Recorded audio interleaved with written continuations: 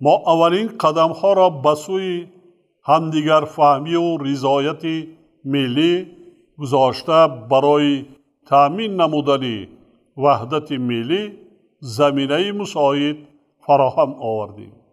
در رابطه به این تاکید می نمایم که محض به شرافت قبول و عملی گردیدن قرارهای اجلاسه 16 برای برقرارسازی صلح و ثبات، تشکیل رکنهای دولت صاحب اختیار دموکراتی، حقوق بنیاد دنیوی و اجتماعی، گذاشتن زمینه‌های تشکل جامعه آزاد شهروندی، نظام حقوقی عدالت پیشه و آغاز نمودن برنامه‌های پیشرفت اقتصادی و اجتماعی شرایط ضروری مهیا کرده شد.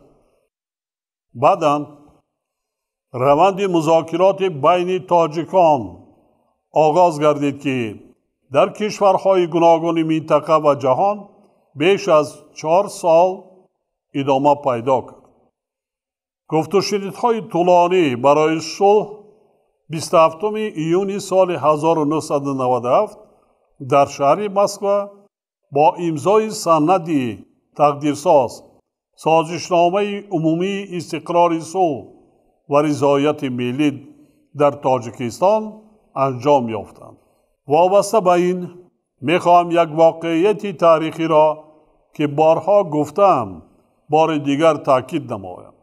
واقعیت این است که میل و اراده، سعی و تلاش، تحملگرایی و خیرت ازلی ملت تمدنساز و فرهنگ سالار تاجیک و تفکر سازنده و روح شکست ناپذیر خلق تاجیکستان مهمترین عامل رسیدن به صلح و آرامی، ثبات سیاسی و وحدت ملی می باشد.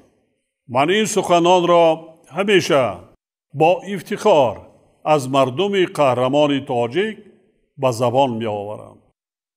ولی در عین زمان ما باید یک نکته مهم را هرگز فراموش نکنیم که صلح و آرامی ارزشمندترین نعمت حیات ماست و حفظ کردن و پایدار نگاه داشتن آن وظیفه و قرض مقدس هر یک شهروند تاجیکستان می باشد. زیرا صلح و آرامی و وحدت ملی برای ما ارزش‌های حیاتاً مهمی می باشند که به شرافت آنها مردم تاجیکستان حالا به خاطر آبادی وطن، پیشرفت دولت، عملی نمودن هدفهای استراتژی ملی و آسایش هر یک خاندان سرجم و اهلانه زحمت بکشند.